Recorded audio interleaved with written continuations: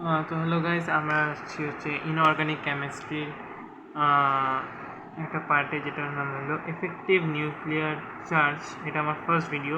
তো আমি যদি এফেক্টিভ নিউক্লিয়ার চার্জের কথা বলি, effective effective effective effective nuclear চার্জের কথা বলি, এটাকে আমরা বলি এফেক্টিভ নিউক্লিয়ার চার্জ মানে অ্যাটমিক নাম্বারকে বলা হয় নিউক্লিয়ার চার্জ। মানে এটা অ্যাকচুয়ালি কী হয়, মানে অ্যাকচুয়াল অ্যাট্রাকশন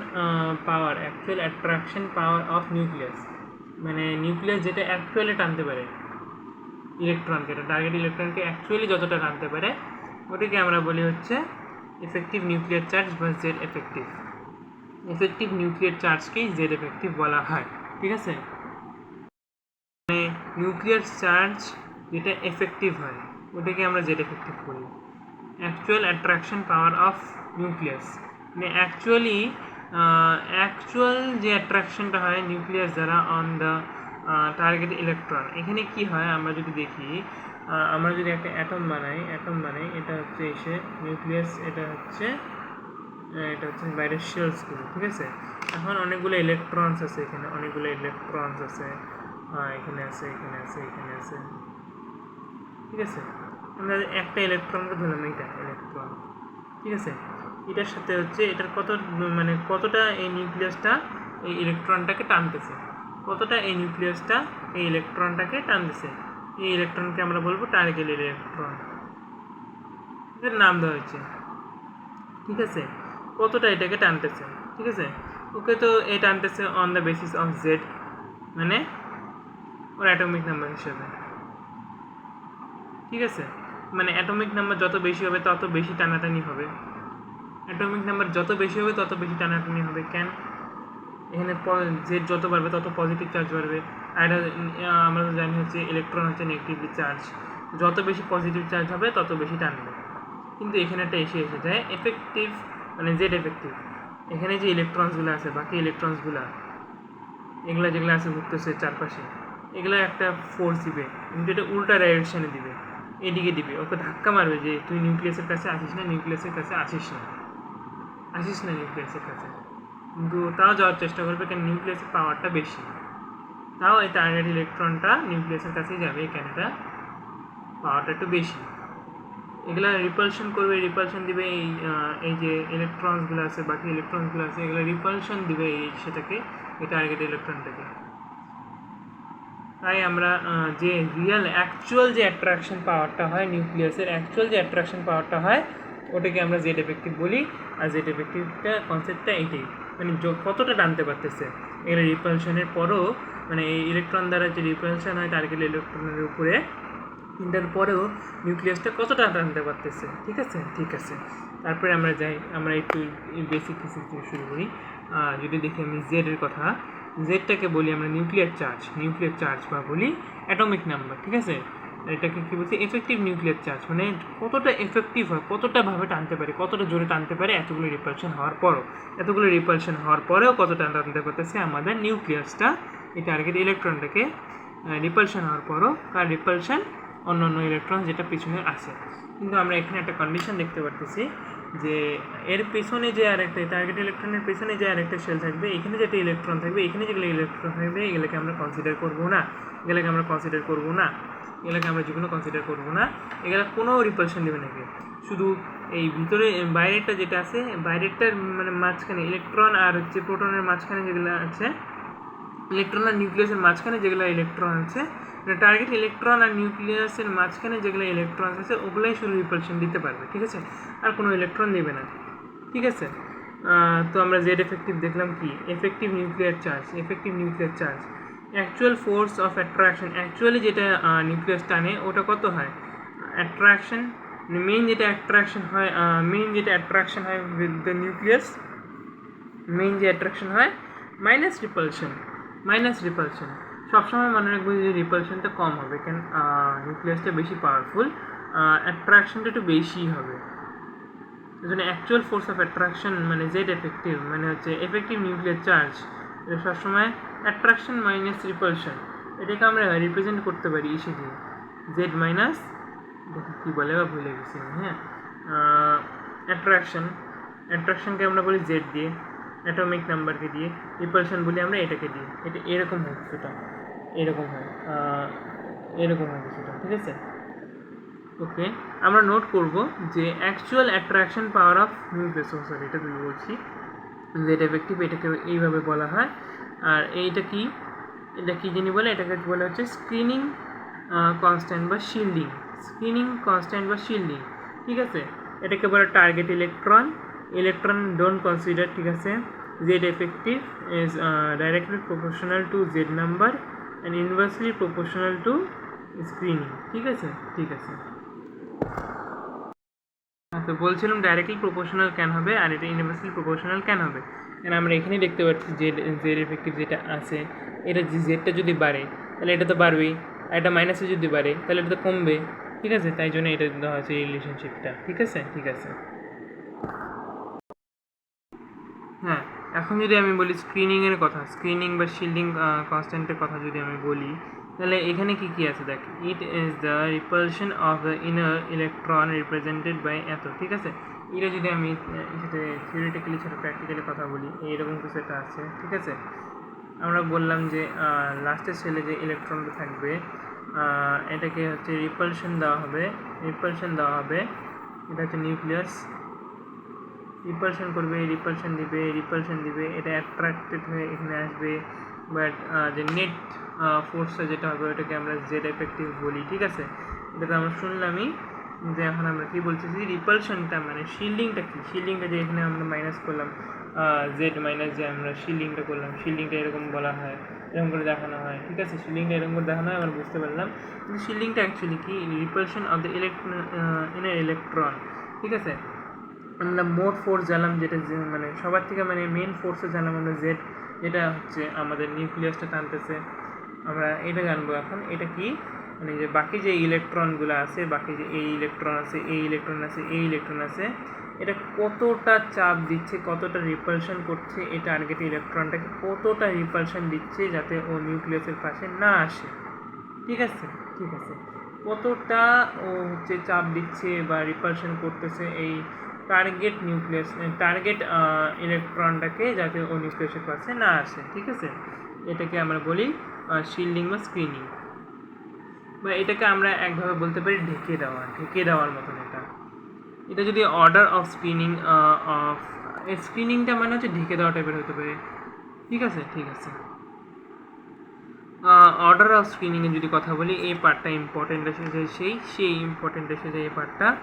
এটা আমরা মনে রাখবো যে SPDF এরকম, মানে এসে সবার থেকে ভেরি গুড হয়, পিতে গুড হয়, বিতে পুয়ার হয়, এফে ভেরি পুয়ার হয়। ইম্পর্টেন্ট পয়েন্ট আমরা মনে রাখবো। এটা কেন আমরা এখানে বলতেছি, দাঁড়াও এটাকে বলিনি তাহলে। তো আমরা জানি এস সাবস্টেন্সটা একটু স্পিয়ার টাইপের হয়, ছোট থেকে, মানে আমরা যদি ডাইরেক্ট কথা বলি যে রিপালশন ডিপেন্ড করে কিসে, ইলেকট্রন যে আছে, রিপালশন মানে হচ্ছে আমাদের হচ্ছে কী বলে এটাকে, স্ক্রিনিংটা রিপালশনটা ডিপেন্ড করে হচ্ছে তিনটা জিনিসে, একটা হলো শেপ, একটা হলো সাইজ, একটা হলো ইলেকট্রন ডেন্সিটি। শেপটা যত বড় হবে তত ইলেকট্রন ওখানে কম থাকবে, সাইজটা যত বড় থাকবে তত ইলেকট্রন ওখানে কম থাকবে, ততটা রিপালশন কম হবে, ততটা শিল্ডিং কম হবে। শেপের যদি কথা বলি, শেপেরটা কথা পরে আসছি, ইলেকট্রন ডেন্সিটির কথাটাও পরে আসছি, মানে পরে কি আপনি এই যে এটাই, ঠিক আছে। এসের যদি কথা বলি, এটা একটা স্পিরিক্যাল শেপের হয়, মানে মানে যে নিউক্লিয়াসটা আছে, পুরো যে নিউক্লিয়াসটা আছে, পুরো নিউক্লিয়াসটাকে এটা কভার করে ফেলায়, চার দিক দিয়ে কভার করে ফেলায়, ঠিক আছে। তারপর যদি আমি পি সাবশেলের কথা বলি, পি সাবশেলে আমরা দেখতে পারি কিছু ডাম্বেল শেপ হয় এরকম, এখানে নিউক্লিয়াস থাকে, নিউক্লিয়াসে এই দিকে তো অনেক মানে ইসে ডেন্সিটি আছে, ইলেকট্রন ডেন্সিটি আছে, বাট এই সাইডটা তো ফাঁকা, একদম ফাঁকা, এদিকে গোল্লা মারবে পুরা গোল মারবে, এদিক দিয়ে ফাঁকা মাঠে গোল মারবে, ঠিক আছে। এরকম ব্যাপারটা এসে যায়, তার জন্য এটা শিল্ডিংটা একটু কম আছে, এদিকে আটকাতে পারবে, কিন্তু এদিকে আটকাতে পারবে না। তারপর ডি সাবস্টেল যে এটা প্রজাপতির মতন, এদিকেও গ্যাপ আছে, এদিকেও গ্যাপ আছে, চার দিক দিয়ে গ্যাপ আছে, ঠিক আছে। আরও ফিল্ডিং সেট এটার। আর এফটা আমরা জানি একটু কমপ্লেক্স শেপের হয়, ঠিক আছে। তারপরে আগে দেখি আমরা শেপটা বুঝতে পারলাম, শেপের জন্য কীভাবে এফেক্ট হয়। সাইজের জন্য বুঝতে পারলাম কীভাবে এফেক্ট হয়। নিউক্লিয়ার যদি আমি ইলেকট্রন ডেন্সিটির কথা বলি, এই জায়গায় যেমন নাই, মানে ইলেকট্রনই নেই, ইলেকট্রন এদিকে আছে কিন্তু এদিকে তো নাই, এদিকে আছে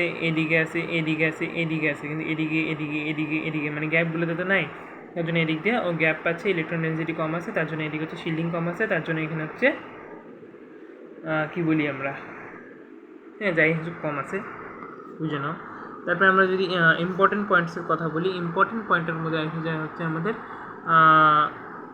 Z effective high from left to right in Z effective increases from left to right in a period. আমরা যদি পিরিয়ডের কথা বলি, পিরিয়ড এইভাবে বাড়তে থাকে, এইভাবে বাড়বে পিরিয়ড, এইখান থেকে শুরু হবে, এখানে যতটা বাড়বে ততটা ইনক্রিজ করতে পারে আমাদের জেড এফেক্টিভ আমরা ততটা ইনক্রিজ হবে। ঠিক আছে। ফর আইসো ইলেকট্রনিক স্পিসিস আমরা যদি দেখি, Z effective is proportional to positive charge by negative charge. এটা আমরা মনে রাখবো সবসময় যে নেগেটিভ চার্জ যত বাড়বে তত জেড এফেক্টিভ কমবে, আর পজিটিভ চার্জ যত বাড়বে তত হচ্ছে জেড এফেক্টিভ বাড়বে। ঠিক আছে। কারণ ইলেকট্রন বাড়তেছে, ইলেকট্রন কমতেছে, ইলেকট্রনের ব্যাপারটা এসে যায় কতটা ইলেকট্রন আছে এখানে, যত বেশি ইলেকট্রনের নাম্বারেও ডিপেন্ড করে অ্যাকচুয়ালি, একদিক দিয়ে ভালোভাবে বলতে পারি। ইলেকট্রন যত কম হবে তত বেশি হবে সে, মানে নেগেটিভ মানে সাইনটা আমরা এখানে নেগেটিভ চার্জটা আমরা কী বলতে পারি, ইলেকট্রনই বলতে পারি একদিক দিয়ে। ইলেকট্রন যত বেশি হবে ততটাই হচ্ছে কম জেড এফেক্টিভ হবে, ততটাই কম হচ্ছে আমাদের হচ্ছে জেড এফেক্টিভ হবে। ঠিক আছে। ততটাই বেশি, ইলেকট্রন যত কম হবে ততটাই কম হচ্ছে আমাদের হচ্ছে কী বলে এটাকে, শিল্ডিং হবে। ঠিক আছে। আমরা দেখি এভাবে বাড়তেছে, এই যে তারপরে দেখতে পেলাম এই পজিটিভ সাইন্স মানে ইলেকট্রন ছেড়ে যাচ্ছে, তাই জন্য এটা হচ্ছে জেড এফেক্টিভ বেশি হচ্ছে। পজিটিভ সাইন আছে, পজিটিভ বাড়তেছে, তার জন্য হচ্ছে এখানে হচ্ছে আমাদের শিল্ডিং বেশি আছে। আর এখানে দেখো নেগেটিভ সাইন বাড়তেছে, -1 আছে, -2 আছে, তার জন্য জেড এফেক্টিভ কমতেছে আমাদের। ঠিক আছে, কমতেছে, এইভাবে যেতে কমতেছে, তাই জন্য এটাতে সব থেকে বেশি আছে, তার কম আছে এখানে, তার থেকে কম আছে এখানে। এই পজিটিভ নেগেটিভটা ভালো করে দেখে নিতে লাগবে। ঠিক আছে। তারপর যদি আমি কথা বলি অ্যাকচুয়াল ফোর্স, আমরা দেখতে পারলাম actual force attraction minus repulsion, number of electron দেখতে পেলাম, নাম্বার অফ ইলেকট্রন যেটা আছে, number of electron is directly proportional to এই শিল্ডিং, মানে যত ইলেকট্রনের নাম্বার যতটা বাড়বে ততটা শিল্ডিং আমাদের বাড়বে। ঠিক আছে। তারপর যদি কথা বলি ডোন্ট কনসিডার, এটা তো বললামই আমি আগে। ঠিক আছে। তারপর এখানে যাই আমরা, Z effective in hydrogen atom, Z effective Z minus equals to 1 - 0। ঠিক আছে। আমরা যদি হাইড্রোজেনের কথা বলি, এটাতে একটা ইলেকট্রন থাকে আর জেড নাম্বারও একই হয়। ঠিক আছে। তো জেড এফেক্টিভ যদি আমি হাইড্রোজেনের কথা বলি, তো জেডের জায়গায় 1 বসে যাবে, আর এটার তো অন্য কোনো ইলেকট্রন থাকেই না যে একে চাপ দিবে, এর শেলের মধ্যে যে একে চাপ দিবে। ঠিক আছে। এটা তো তাহলে 0 এসে যাবে শিল্ডিংয়ের জায়গায়, তো ওভারঅল 1 এসে যাবে। এরকম সব জায়গায় হবে, সব জায়গায় বলতে সিঙ্গেল ইলেকট্রন স্পিসিস যেগুলো থাকে ওই জায়গায় সব জায়গায় হচ্ছে মানে ওর জেডের সমানে জেডটা যেটা থাকবে ওই সমানই এসে যাবে। কার কেসে? যেখানে হচ্ছে আমাদের হচ্ছে সিঙ্গেল ইলেকট্রন স্পিসিস থাকে। ঠিক আছে। আর তারপর যদি আমি বলি যে এফেক্টিভ ইন হিলিয়াম প্লাস, আমি হিলিয়াম প্লাসের যদি কথা বলি, এখানে অনেকজন বাচ্চা ভুল করছিল, এটা জেড কত হবে, এটা জেড 2 হবে, আর এটাতে হচ্ছে কত সিঙ্গেল ইলেকট্রন স্পিসিস, এটা আর জেড হচ্ছে এটা 2, তো এটা 2 হওয়া উচিত। ঠিক আছে। তা দেখি আমরা কি হয়, আমরা যদি সেটা যাই, এটার বারবার আমাদের ড্রয়িং করতে লাগবে না, এটা জেডের জায়গায় 2 বসাই দেবো, ইসের জায়গায় 0 বসাই দেবো, কারণ একটা ইলেকট্রন ছাড়া আর কোনো ইলেকট্রন নাই এটাতে, এটা 2 এসে গেলো। ঠিক আছে। আমরা তারপরে একটা ইম্পর্টেন্ট নোট দেখতেছি, সেকেন্ড লাইনটা আসছিল কোয়েশ্চেনে, note Z effective equal to Z for single electronic species. হ্যাঁ, এটাই আমি যেটা বললাম ওইটাই বলতেছে। Shielding is negative in single electronic, shielding is absent, shielding থাকেই না আমাদের হচ্ছে সিঙ্গেল ইলেকট্রনিক স্পিসিসে। মানে থাকে না বলতে জিরো থাকে, আমি বলতে পারি। আর যদি শিল্ডিং না থাকে সিঙ্গেল ইলেকট্রনিক স্পিসিসে ইকুয়ালস টু জিরো হয়ে যায়, ঠিক আছে। শিল্ডিং ইকুয়ালস টু জিরো হয়ে যায় সিঙ্গেল ইলেকট্রনিক স্পিসিসের ক্ষেত্রে, ঠিক আছে। আমি যদি তারপরে কথা বলি জেড এফেক্টিভ ফর আইসো ইলেকট্রনিক স্পিসিসেস, তো আমাদের সেম ফর্মুলা এটা যেটা আছে, যতটা পজিটিভ চার্জ বাড়বে ততটাই হচ্ছে জেড এফেক্টিভ বেশি হবে, যতটা নেগেটিভ চার্জ বাড়বে ততটাই জেড এফেক্টিভ কম হবে, ঠিক আছে। কনসেপ্ট যদি বলি, proton number remains same in different species although, হ্যাঁ ঠিক আছে, in different species although number is same, ঠিক আছে। হ্যাঁ, তো এটা যদি কথা বলি, এখানে সবগুলোরই ইলেকট্রন সেম আছে, তাহলে কোনটা বেশি হবে কোনটা কম হবে, মানে হচ্ছে জেড এফেক্টিভ। তো আমরা দেখতে পাচ্ছি যে এটার হচ্ছে পজিটিভ নাম্বার বেশি তাদেরই, ডাইরেক্ট এটাও মনে রাখতে পারি। এটা কিন্তু কনসেপ্টটা এটা হলো ইলেকট্রন তো একই আছে, কিন্তু হচ্ছে নিউক্লিয়াসে যেগুলো প্রোটন আছে ওগুলোর নাম্বার তো একই না, যতটা বেশি ততটা পজিটিভ চার্জ, তত বেশি টান হবে মানে তত বেশি পজিটিভ চার্জ আছে। তো পজিটিভ চার্জের জন্য এটা হচ্ছে বেশি থাকে, মানে যত পজিটিভ দেখে বোঝা যায়, পজিটিভ দেখে বসায় দেওয়া যায়। যদি সেম ইলেকট্রন থাকে তাহলে যেটার পজিটিভ চার্জ বেশি সেটাকে আগে বসাবো, ঠিক আছে। এটা তো নেগেটিভ ডাইরেক্ট হয়ে যায়, নেগেটিভ আছে, এটা পরে বসবে। যেটা যত বেশি নেগেটিভ চার্জ তত কম আমাদের শিল্ডিং, যত বেশি পজিটিভ চার্জ তত বেশি আমাদের জেড এফেক্টিভ, তত কম আমাদের শিল্ডিং। যত বেশি নেগেটিভ চার্জ তত বেশি আমাদের হচ্ছে শিল্ডিং, তত কম হচ্ছে আমাদের জেড এফেক্টিভ, ঠিক আছে।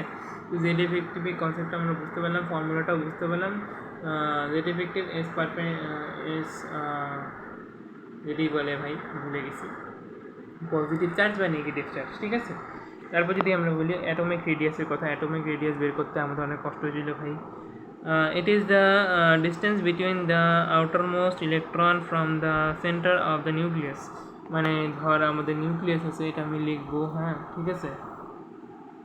এটা আমাদের নিউক্লিয়াস আছে, এটা আমাদের আউটারমোস্ট ইলেকট্রন এখানে আছে আমাদের, এটার থেকে এটার যে ডিস্টেন্সটা থাকবে ওটাকে আমরা বলবো হচ্ছে atomic radius. It is very difficult to calculate radius of an atom, ঠিক আছে। তো আমরা অ্যাটমিক রেডিয়াসকে ওটা তো বুঝতেই পারলাম। It is very difficult to calculate radius of an atom, আমরা ক্যালকুলেট যে করি রেডিয়াসটা, এটা ক্যালকুলেট করা ভেরি ডিফিকাল্ট। এটার কারণ আছে কিছু কেন, অ্যাটমের সবার ফার্স্টে তো আমরা জানি অ্যাটমের সাইজ খুবই small, boundary of atom is not a defined, মানে বাউন্ডারি যে থাকে অ্যাটমের বাউন্ডারি কোনো ফিক্সড হয় না। আমরা জানি না ইলেকট্রন কোথায় থাকে, কিন্তু আমরা অ্যাজাম্পশন করে নিই যে এদিক দিয়ে ইলেকট্রনের মোস্ট প্রবাবল প্লেস এদিক দিয়ে, ইলেকট্রন কোনো সময় এখানে থাকবে তো কোনো সময় এখানে থাকবে, 19-20 19-40 এভাবে চলতে থাকে। বাউন্ডারি কোনো ফিক্স নেই, তার জন্য আমরা হচ্ছে অ্যাটমিক রেডিয়াসটা অত ইজিলি বের করতে পারি না। Very small size of atom থাকে, অ্যাটমের সাইজটা খুবই স্মল থাকে।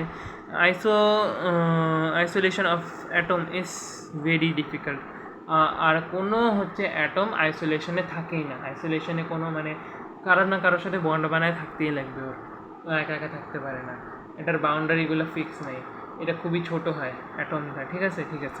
তারপর জায়গা, তার জন্য আমরা যদি হচ্ছে কি আইসোলেটিভভাবে না পাই, এটাকে আমরা বন্ড হিসাবেই ধরে নিই। তো radius of atom is calculated in its combined স্টেটেই আমরা হচ্ছে এটাকে ক্যালকুলেট করি। তো টাইপস অফ রেডিয়াস আছে হচ্ছে আমাদের covalent radius, metallic radius, crystal radius, এটা হচ্ছে ভ্যান ডার ওয়াল রেডিয়াস, ঠিক আছে, ভ্যান ডার ওয়াল রেডিয়াস। আর আয়নিক রেডিয়াস আমাদের সবার থেকে বেশি আসে, এটা আমি বলে দিই একটা, ঠিক আছে। এটা ভাই আবার বলতে থাকবে তারা।